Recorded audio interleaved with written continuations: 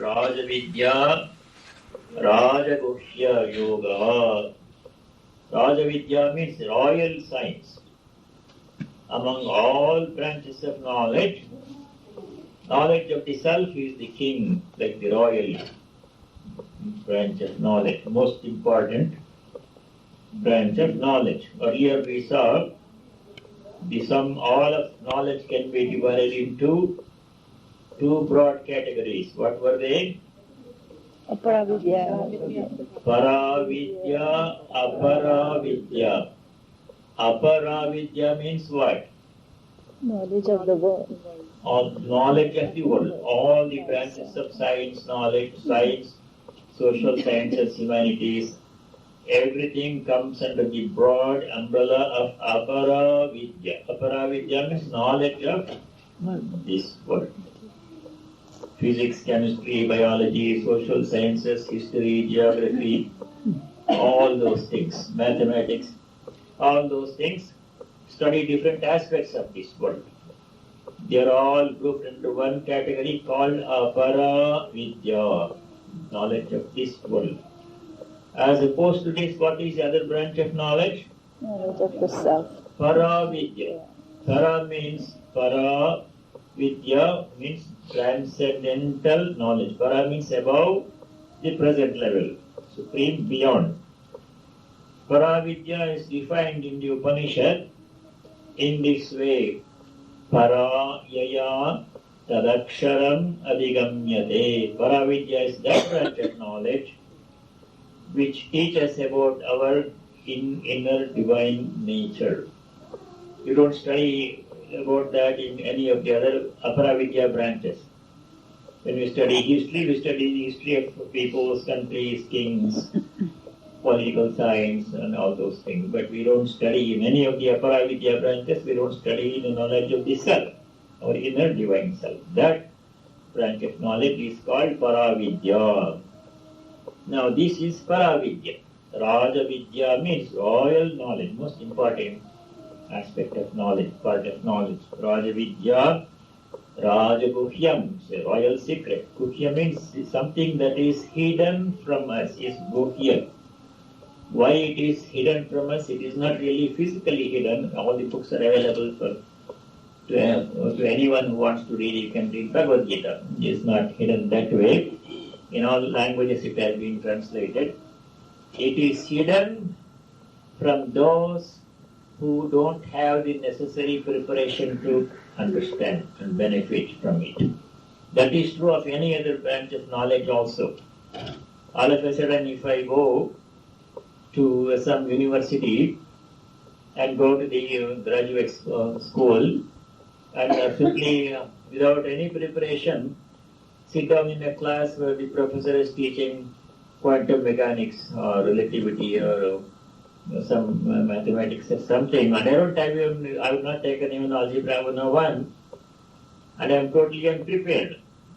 The professor may be the best professor, but I am sitting there, everything is a secret hidden from me. All that knowledge that the professor has is presenting to the class openly, is not withholding anything, but from me it is withheld because of my own lack of preparation. I am not ready. So Vedanta is like that. If you don't have the moral preparation, no matter how many times you read the Gita or Bhagavad Gita or Upanishad, anything, any scripture, it does not make much impact. That is why it is hidden from us. But if we have the preparation, it's like an open book. That also he says. Pratyakshaavagamam pravakshyami anasuyave. Anasuya means to you or to Arjuna who is ready, who has a pure mind, who does not have the habit of complaining about other people. Such a person is called Asuya. Asuya means complaining about other people, especially in their absence. That if you have some problem with somebody, it's better is to discuss face to face, straightforward in a nice way, and request this person to pay attention to it. But in the absence of that person, talking about that person's weaknesses and perceived problems, that is not good. Arjuna does not have that kind of witness. So he is the fit candidate to learn this knowledge. Pravakshami, I am going to explain. Jnanam Vijnana Sahitam. Any branch of knowledge has two aspects. One is theoretical aspect, the other one is practical aspect. Jnana means theoretical knowledge.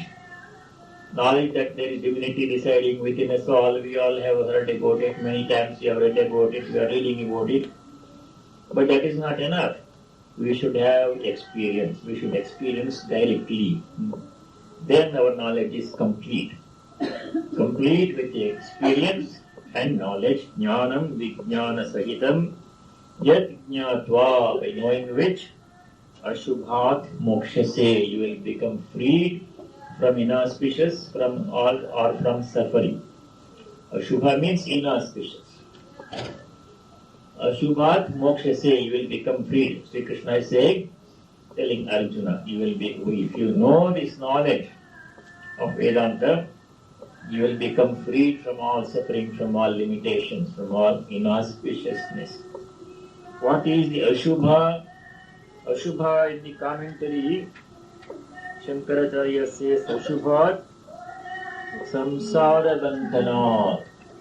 The most inauspicious thing, there are many inauspicious things, all kinds of suffering, limitations, weaknesses. But among them all, the worst one is what? Being stuck in this cycle of birth and death without having an exit to reach the highest goal.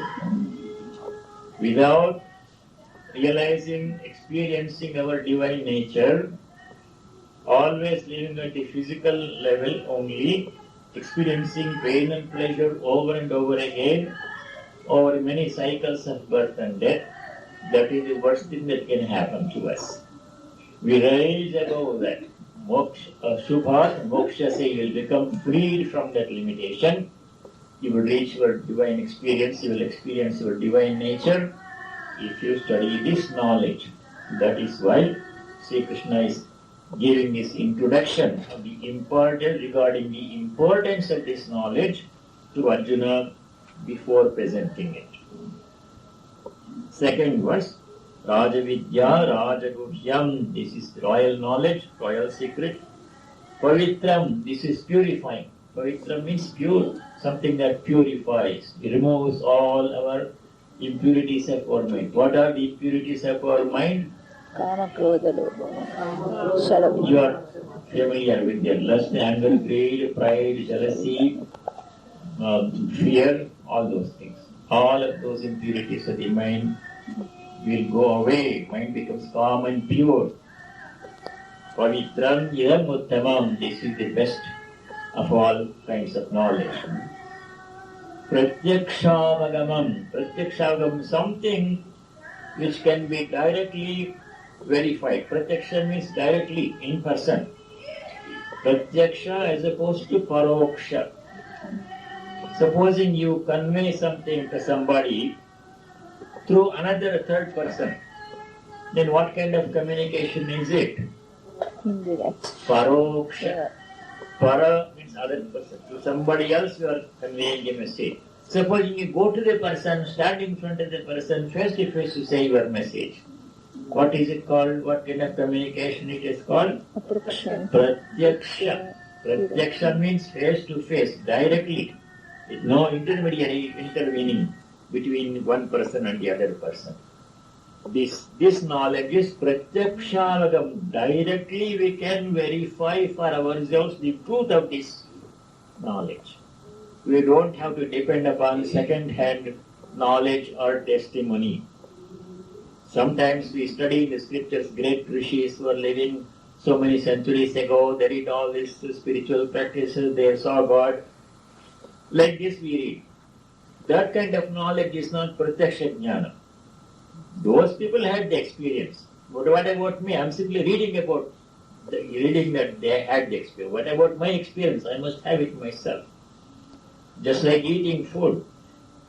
If somebody else eats the food, that person's hunger will go away. But if I simply hear that he had a very nice meal, my hunger will not go away. I must experience it myself. That's why it is called Pratyaksha-avagamam. We can understand it and experience it. This knowledge of the self is something that is open to everybody for direct experience. No one can be denied. For whatever reason, you cannot say you cannot have this Atmajnana. You cannot say that to anybody. If that person is ready, able and willing, that person can have it. Only willingness is the requirement. If that person is unwilling to have it, then of course we can't force it. If a person is not thirsty, you can't make him drink water. He must have the thirst, for this knowledge. Then he or she will be able to experience it directly. Everybody is able to and can experience it directly. Pratyaksha-avagamam. No one can be denied this knowledge for whatever reason. Pratyaksha-avagamam dharmyam. This dharma, susukham, this is easy. Kartum avyayam, kartum susukham. It is easy to practice. Avyayam is very important. Last word in the second verse. Avyayam means, vyaya means what? Vyaya, the word vyaya you have heard in many Indian languages. It is Perishable. expenditure. Yeah, perishable. Adamaya vyaya. Income and expenditure. Vyaya means expenditure. Avyaya means there's something that cannot be expended, infinite, imperishable. It cannot be expended, cannot be inexhaustible. Susukham kartam avyaya means if we gain this knowledge of the self, Atmajnana, the result will be infinite result, not finite result, which is opposite of worldly experiences. Let us understand the word avyayam a little bit more. In our daily experience, if I want to achieve something, I have to put in effort. We all know that one. But depending upon how much effort I put in, correspondingly the result will come. If I study only up to high school, then I get a high school diploma. I don't get a college degree. If I get a high school diploma, then I get some ordinary job. Supposing I put in 4 more years of effort, go to college and get a college degree, then I get a better job, I can make more money. The result is proportionately more. Supposing I get 2 or 3 more years, I go to graduate school, get a master's degree, then my benefit will be even greater. Supposing I do another 4 or 5 years and do PhD, much more benefit will come. But all those benefits have a certain finite limit. After you reach the age of 65 or 70, then you have to take retirement. And then once you take retirement, you will forget the subject. Whether if you have studied, if you have a chemistry PhD, when you are doing research in chemistry, you remember all the fundamentals, all the details, all the equations, everything you remember. You are well up to date. You also know correct knowledge. You study journals and attend conferences. But after retirement, you don't go to lab every day, you don't go to work every day, and you don't keep up with current journals. What happens to chemistry knowledge you gain with so much expenditure and effort? Gradually you forget. But this benefit of self-knowledge is not expendable like that. Once you gain, it is there with you permanently, cannot be lost. It is like regaining our forgotten identity as divine beings. Once that is regained, it cannot be lost again. That's why it is called avyayam or imperishable. The benefit of this knowledge is imperishable, whereas the benefit of other kinds of worldly knowledge has finite limitations.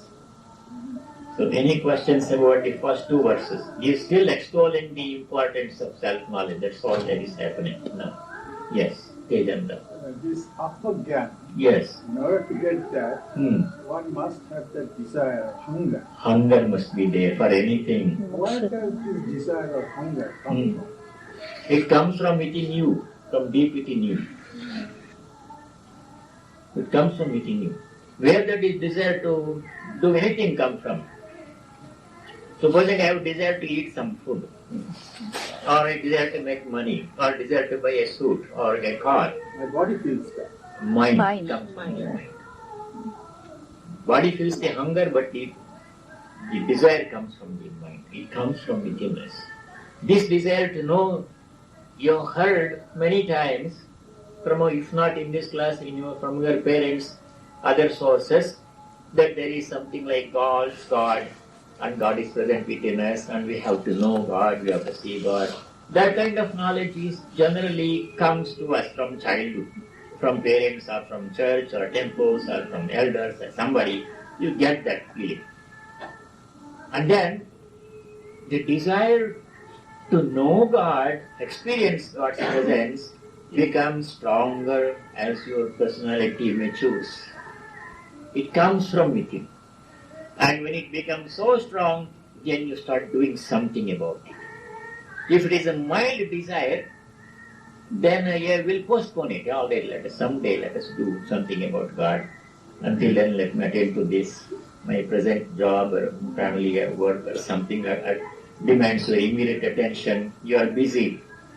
But in course of time, the desire gradually becomes stronger and stronger and will not let you postpone it any longer. You will start doing something. You will search in the internet where is some Vedanta class going on, some Vedanta societies, there are some books or stories available, something about I want to read, I want to know, is there somebody? That search starts. And that search, once it starts, it gathers momentum. There may be slow periods in between, as in other endeavors, and it slowly gathers momentum, and until you reach the highest goal, it will not leave you, because that is your inherent nature. You can't escape it. Everyone is destined to know the truth. Everyone is destined. No one is excluded. That is the positive message of Vedanta. We don't make any distinctions. You are so-and-so, your body is the family, therefore you are denied this knowledge. No, we don't say that one. Vedanta cannot say that one.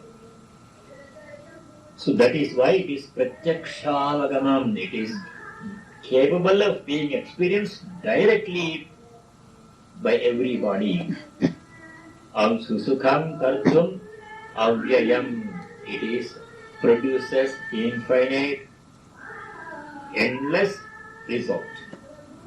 That is so far Sri Krishna is not giving anything substantial information. He is simply creating interest in the listener's mind so that interest can be heightened and person becomes right, oh, let me see what such an interesting thing they are going to say, then attention will come to listen carefully to what Sri Krishna is going to say. That's all, he is creating the background. Okay, anything else? Shall we go to...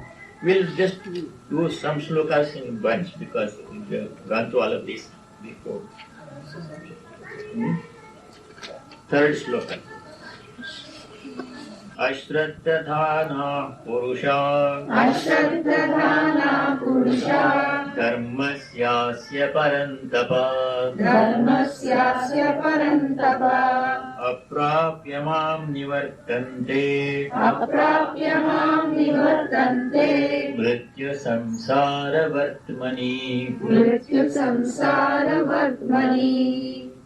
What about those people who are here called Ashraddhana? Shraddha means what? Faith. Shraddha means? We studied in great detail. In which chapter Shraddha comes? 17. 17th chapter.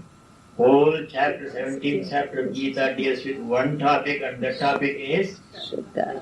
Shraddha. Not other different similar sounding word.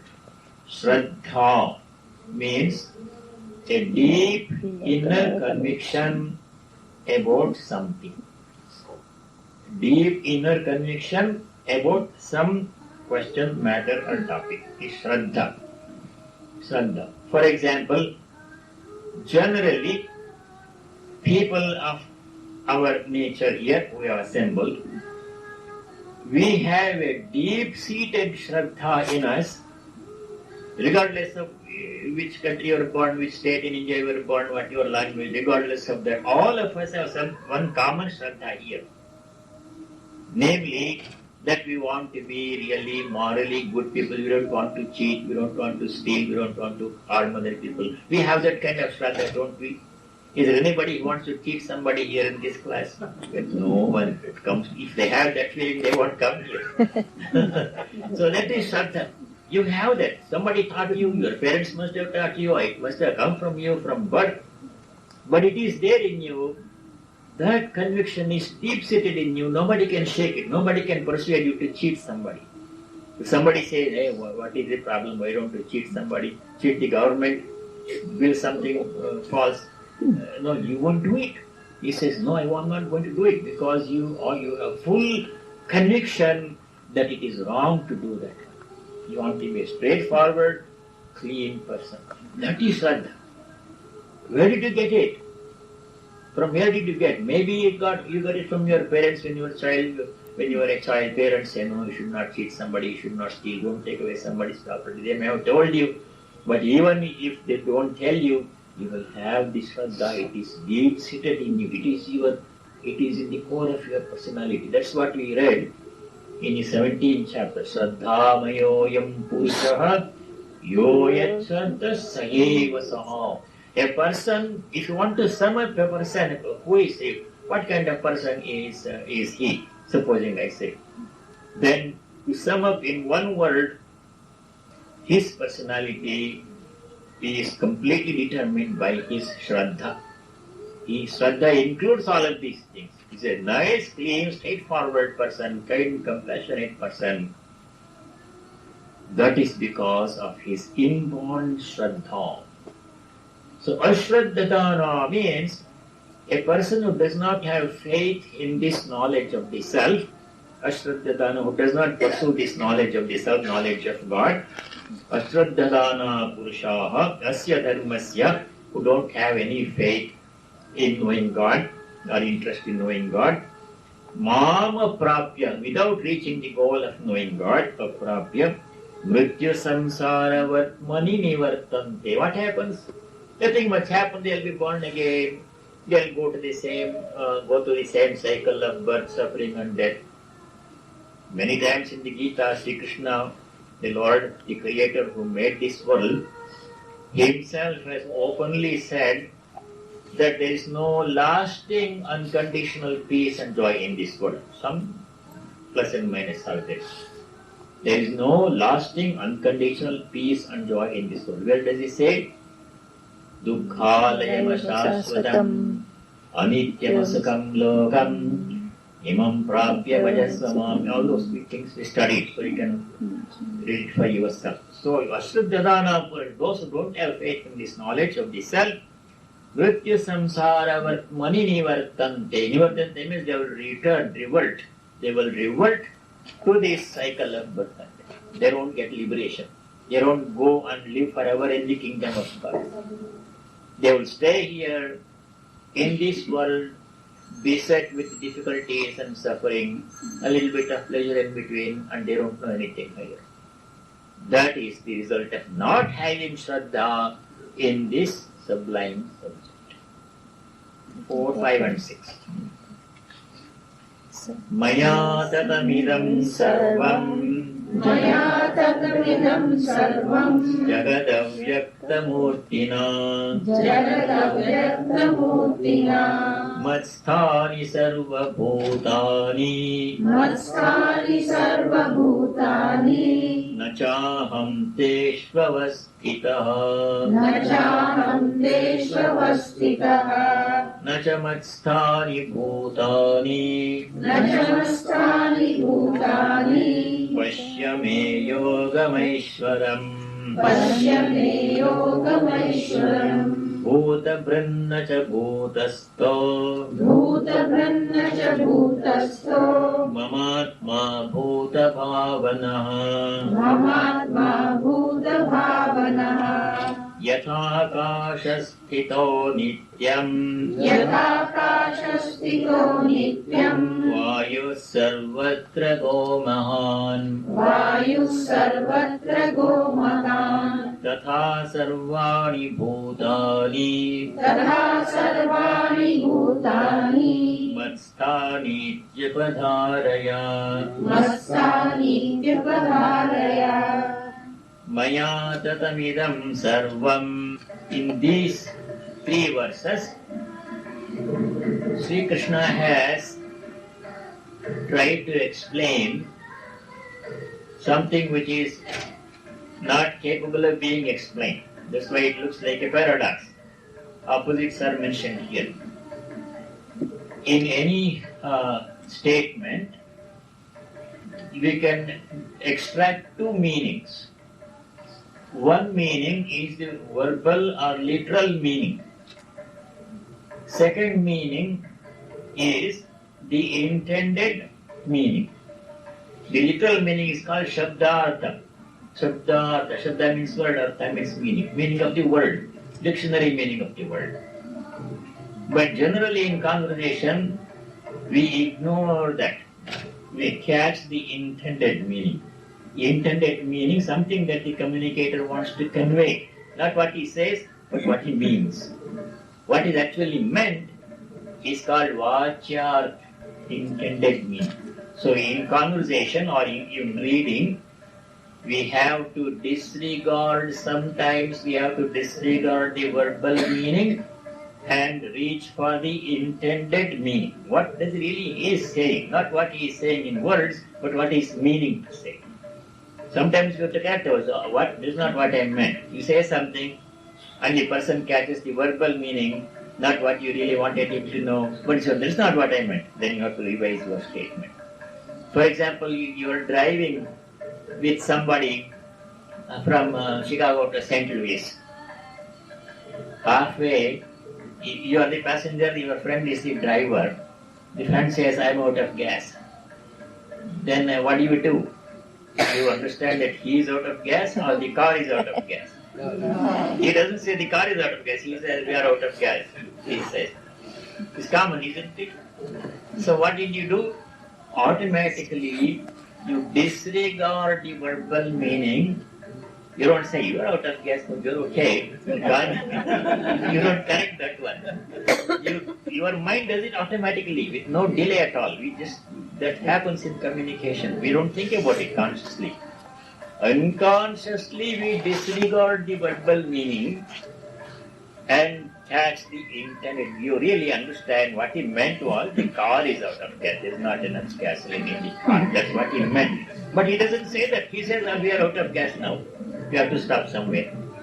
He says like, see, that kind of thing we have to do in understanding the scriptures. That's exactly what we have to do in understanding the next 2-3 shlokas. Disregard the verbal meaning, there will be a lot of confusion. Just catch the intended meaning. I'm going to convey the intended meaning. Now the relationship between God and human beings, and other beings also, but we'll think of only human beings right now. God and the world in general. What is the relationship? Is God in the world? As we have read many times, He is in everything. Or is the world in God? Or neither of it true or both of it true? That is difficult to determine based upon words. So we have to understand the truth. The truth is there are no two different things at all. We are assuming that God is separate from the world. Then we are trying to find the relationship between the two. To understand how this relationship that we are trying to find is really not in absolute terms, it is not there at all. In relative terms, the relationship is there. The relationship between God and devotee, in certain faiths, it is fixed. God is our Father who art in heaven. Hallowed be thy name. Like this Lord's Prayer dance. God is worshipped as Father, which is wonderful. Nothing wrong about it. It's a beautiful relationship between child and God. I am the child of God. God is my Father. We keep that relationship. We develop devotion. We worship God. That is one relationship. But in other faiths, other kinds of relationships are also possible. In Hindu Dharma, we worship God as Mother also. In Navaratri, we worship Durga, Dulita Parameshwari, all those female forms also we worship. We think of God as our Mother. Tvameva mata cha pita tvameva, like that song, that shloka you see at the end of the arati. Tvameva mata cha pita tvameva, tvameva bandhuscha sakha tvameva. You are my relative, you are my friend, sakha means friend, you are my father, you are my mother. You are my all in all. Tvameva sarvam mama deva deva. You are my all in all. All relationships are possible. You can worship a God as a friend, sakha. Sakhya bhava, these are called bhavas. Bhava means relationship between the devotee and God. It is possible to worship God as a child also. Can we worship God as if God is a child? Do we do that? When do we do that? Gopal Krishna. Gopal Krishna, baby Gopala, we worship when? On Krishna Janmashtami. If you come to this temple on Krishna Janmashtami, then even as you enter the temple, you see small footsteps of a child. You see that one? The people do it here. What those footsteps are? Footsteps of baby Krishna. Little baby Krishna is walking with his little feet going to the shrine. Baby Krishna is worshipped, not as grown-up Krishna is worshipped, we are worshipping here. Here Krishna is grown-up person. Teacher of Bhagavad Gita is an adult Krishna. But if come Krishna Janmashtami, we worship him as a little child. Beautiful, lovely relationship. The same baby Krishna is right here, eating butter. Now, the same relationship is possible in Christianity also. Before Christmas, when this Advent comes, before the Lord descends, when he descends as a baby, he is worshipped. I have a very deep, unforgettable experience about this. I don't mind sharing that with you.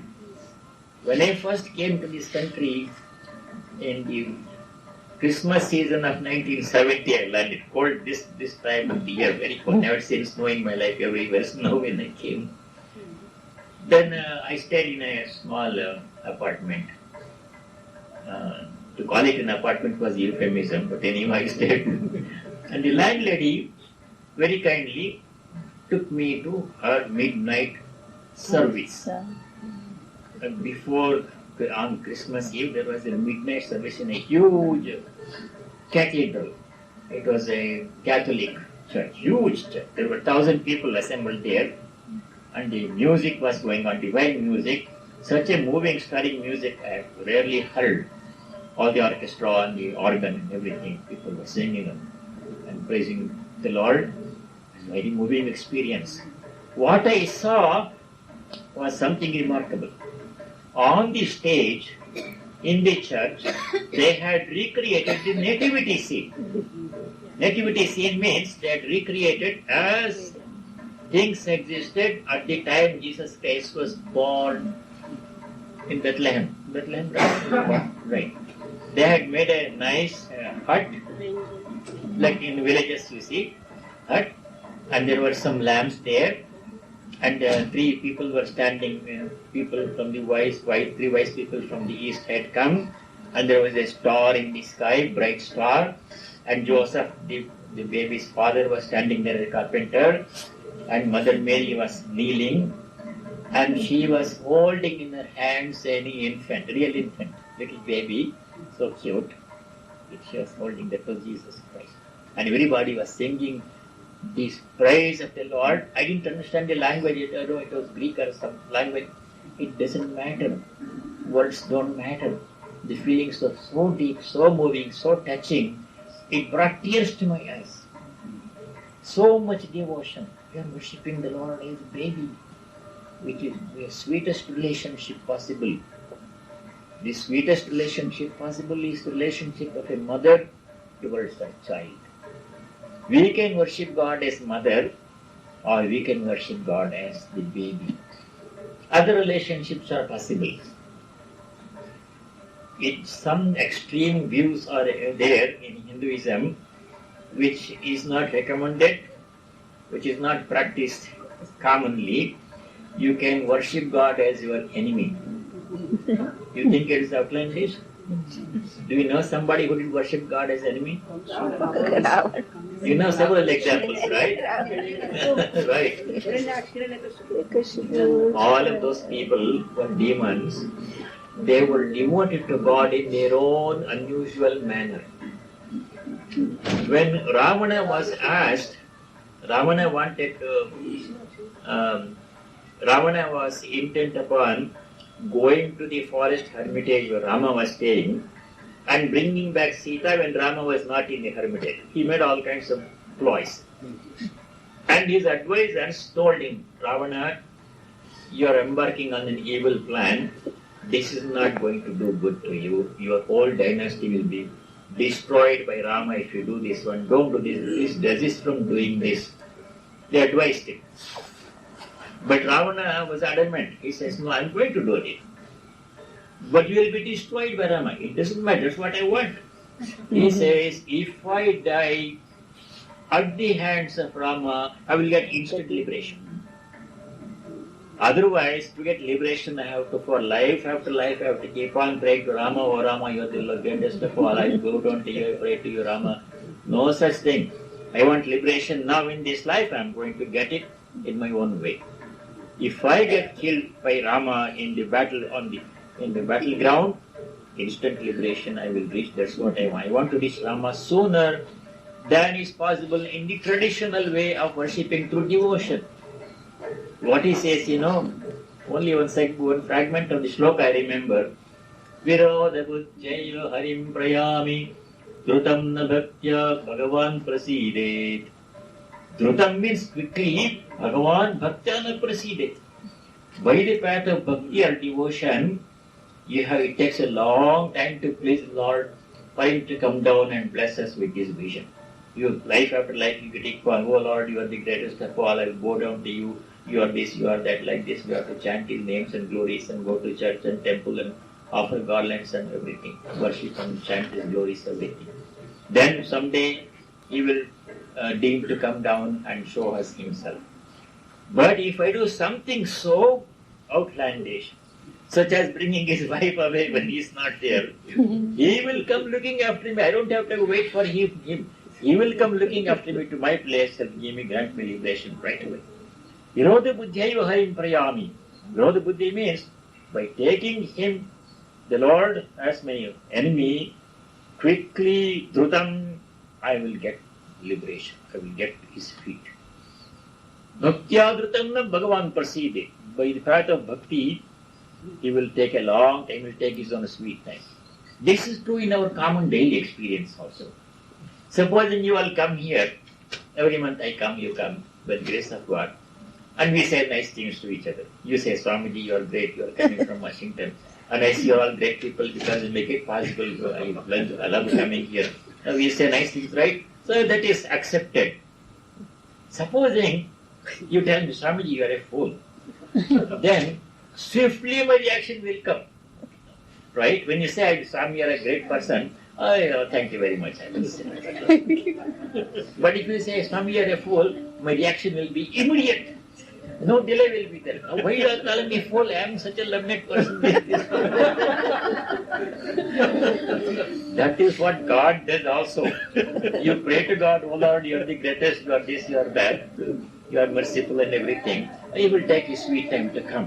If you blame God or do something, that so immediately his attention will be attracted and he will come looking for you. You don't have to go looking for him. He will come looking for you. This is what that is.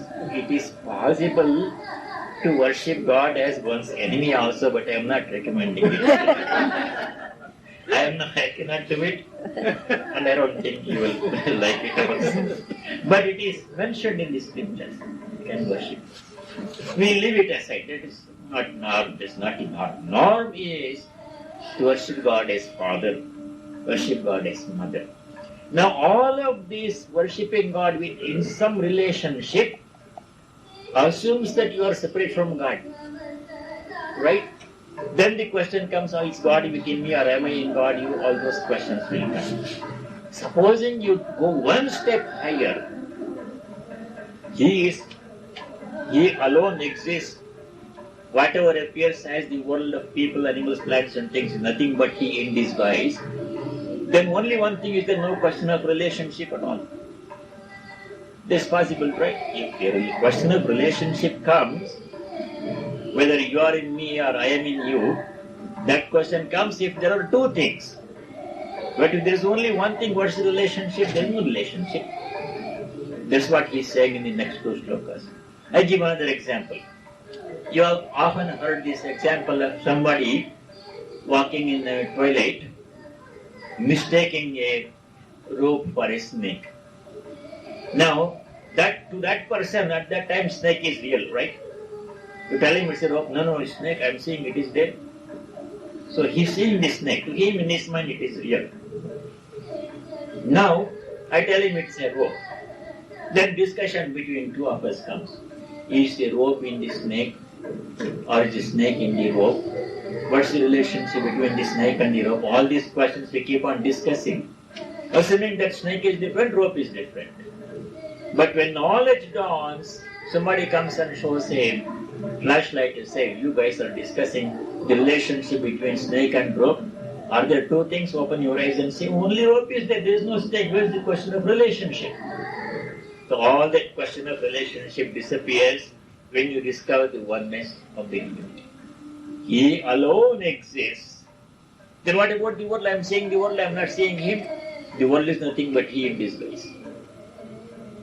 So when that realization comes, no relationship. Only he exists. That's another level. But right now, we may not be able to go to that level. We are still at the stage of duality. God is separate from me. Then we are safe worshipping him as father and mother. Or in any other form, with any other relationship that appeals to you. That's your choice. So that is the relation. That is the summary of these two slokas. No real relationship.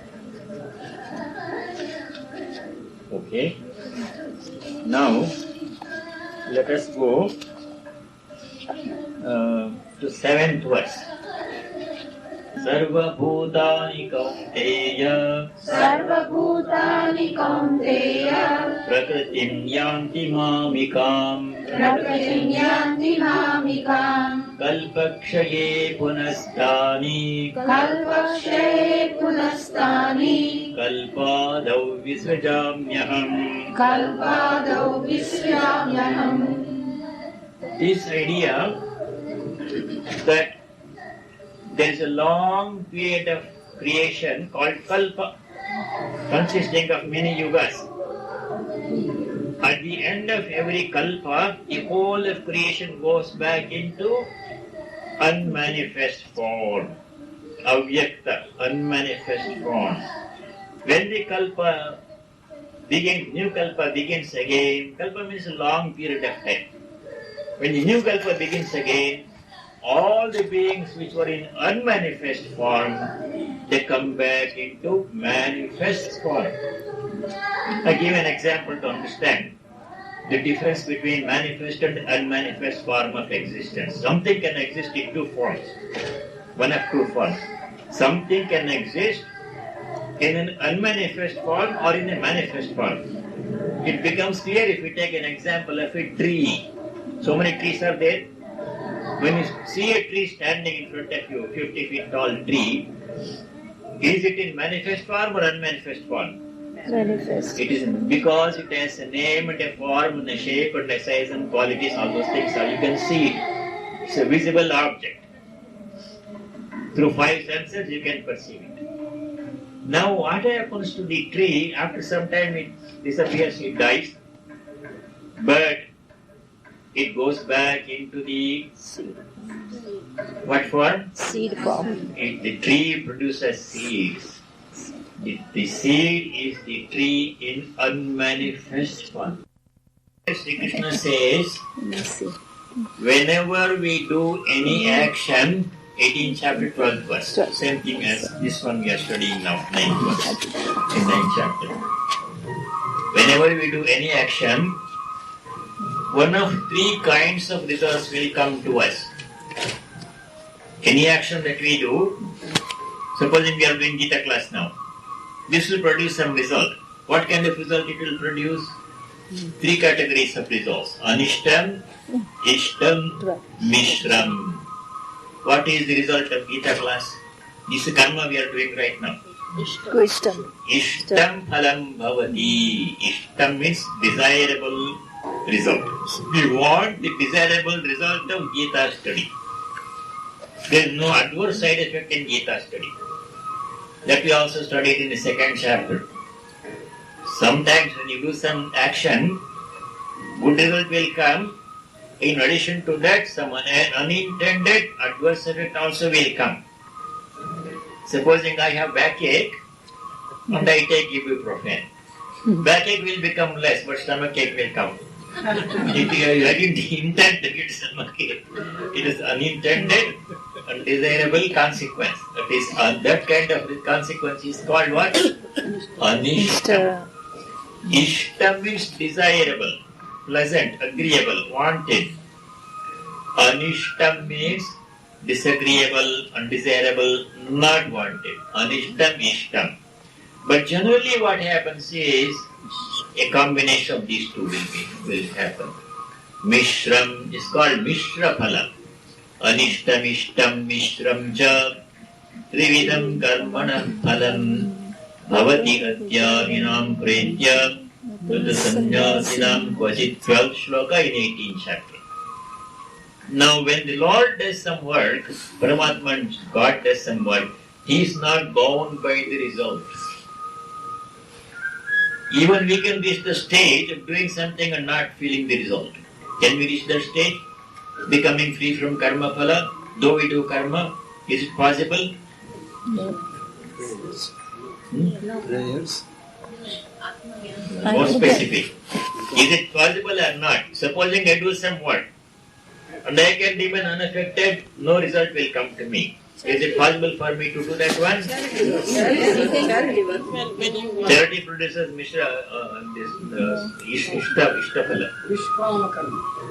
Yes. It is possible. Where did you study about that? 5th chapter. Chapter 5 we studied two slokas, where the sage says, I am not doing anything at all, though he is doing so many things. He doesn't feel the effect of any of his works. 8 and 9. 8 and 9. Anyway, we don't want to go deep into it. It will be a digression. It's an interesting topic to pursue, but I'll just give the reference in case you want to pursue it yourself. Sloka numbers 8 and 9 in chapter 5. Naiva kinchit karomiti yukto manyeta tattvavid Pashyan sridvan sprishan jigran ashnan gachan swapan shwasan pralapan visrijan sridnan unmishan nimishan nabi indriyani indriyartheshu vartanta iti dharayan. If you want to reach a stage in your life when you become free from the effects of your work, then study those two slokas. If you want to get the result of your work, then stay where you are. That is okay. Anyhow, here the Lord is saying in the 9th verse, Nachavam tani karmani nibadnanti. Those activities of creation and dissolution, bringing the whole world into manifest form at the beginning of the kalpa, withdrawing the whole world into unmanifest form at the end of the kalpa, they do not bind him.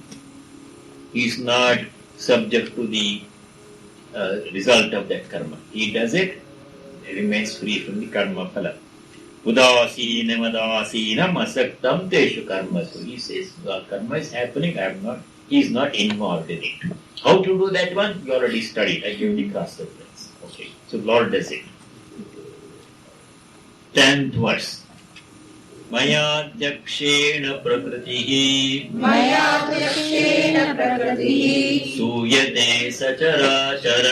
Suyate sacharacharam Hetunanena kaunteya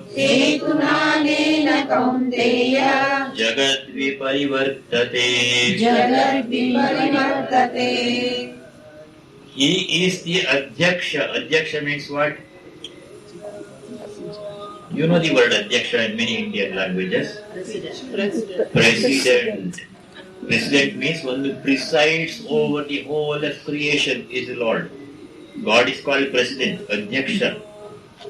This is the President for every organization, but for the whole universe there is a President, and he is the Supreme President of all, the Lord. He says, Maya Adhyakshena Prakritihi Sacharacharam Suyate. He is the President. He presides over the creation of the whole of nature. Prakriti means nature. Entire nature, Sacharacharam. Sacharacharam means the nature consists of two kinds of beings. Moving beings, unmoving beings. What are the examples of moving beings? Animals, And people. birds, people, Unmoving beings, stone, mountains. mountains. Actually, everything is moving. Right? Stone is also According to astrophysics, whole universe is moving. Nothing is remaining stable. Whole universe is moving. But relatively speaking, in regard to certain things, other things are not moving. Anyhow. Maya Adhyakshena Prakritihi Suyate Sacharacharam. Under his presidency, creation takes place in nature.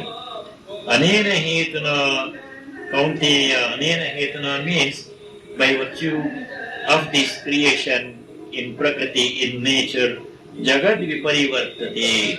The whole universe revolves around itself. Revolves means we go around in circles. That is the revolution. You see, examine our own life, we seem to go round and round in circles. In certain cities in the United States have something called loop around some city. You know that one? In India it is called what in India? They call it ring road. Some cities have 2 or 3 ring roads. Delhi has 3 ring roads, one above the other. But Washington DC has a beltway. It's called loop or a beltway.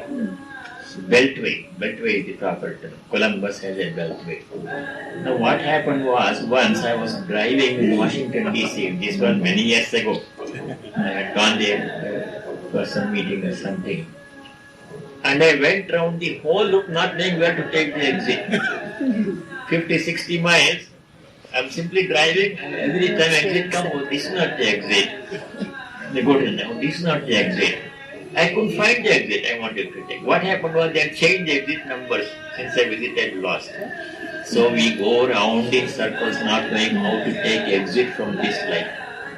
How do we go around in circles? We take birth, we enjoy, we suffer, then we become old, we die, then again we take birth. You go through the same cycle, so we keep on going round in circles. Again and again, that is in nature. But Vedanta says it is possible to find an exit from this loop.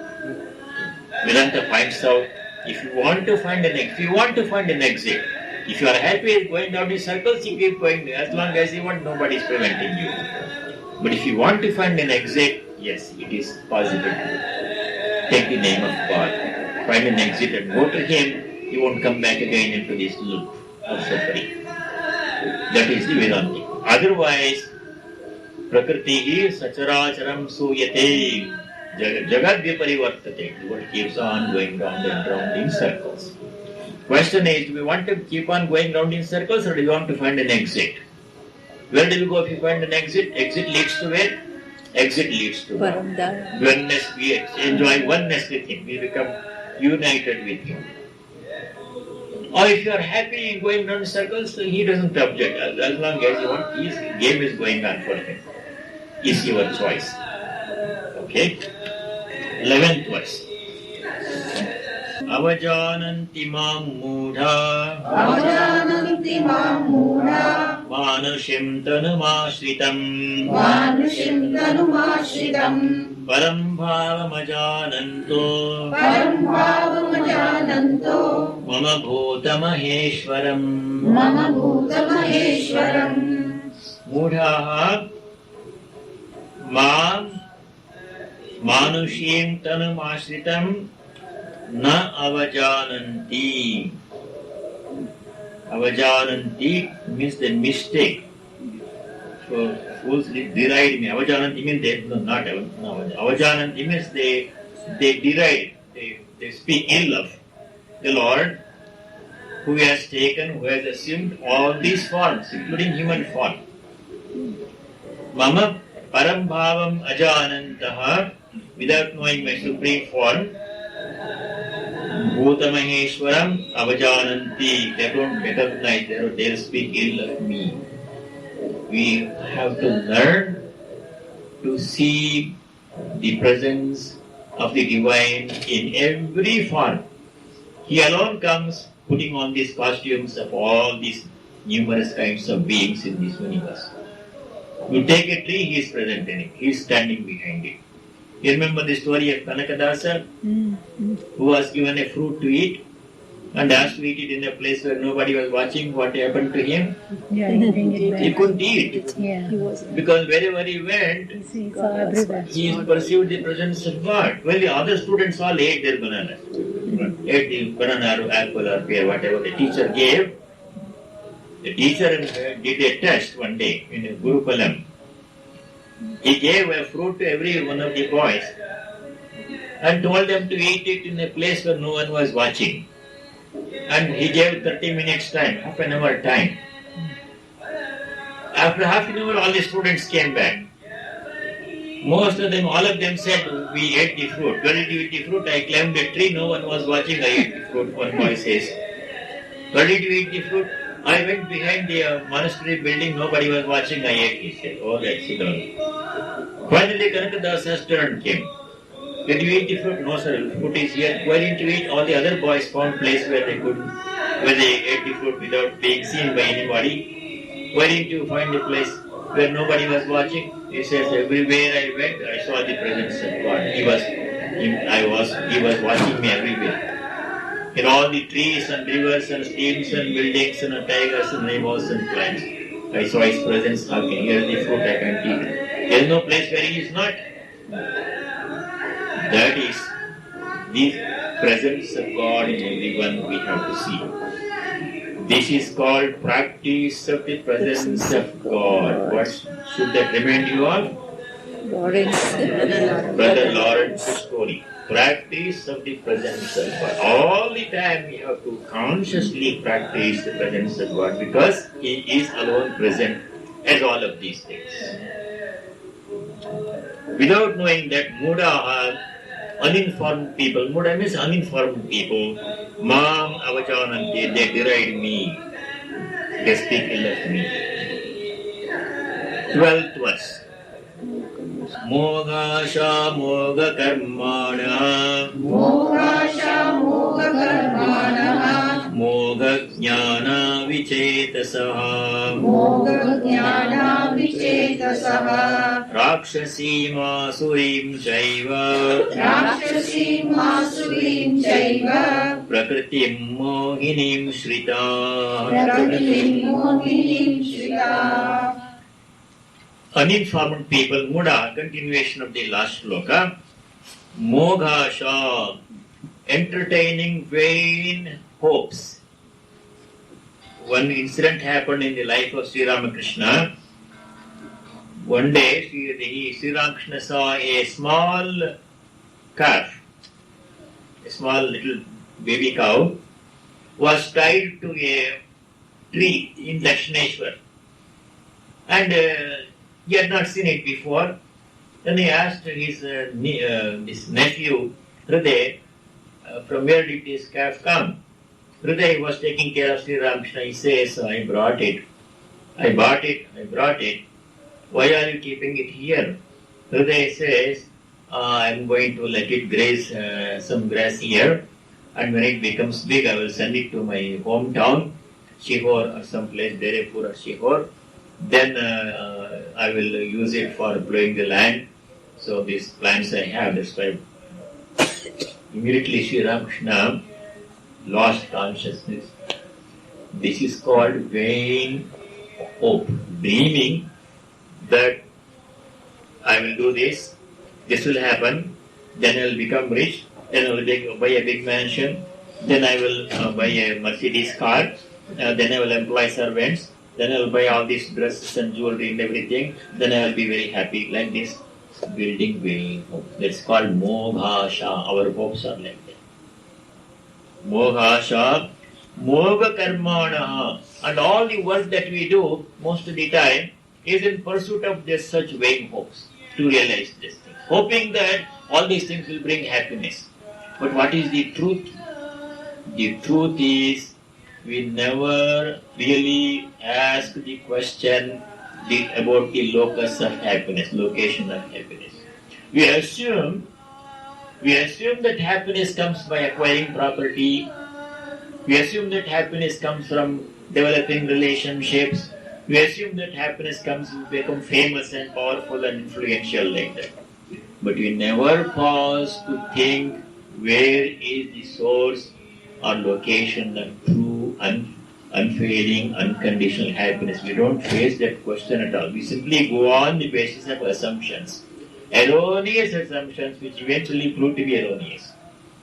That state of existence, that is not a good thing to do. He is saying, Mogasha, Moga Karmana, Moga Jnana, Vichetasaha, unthinking people.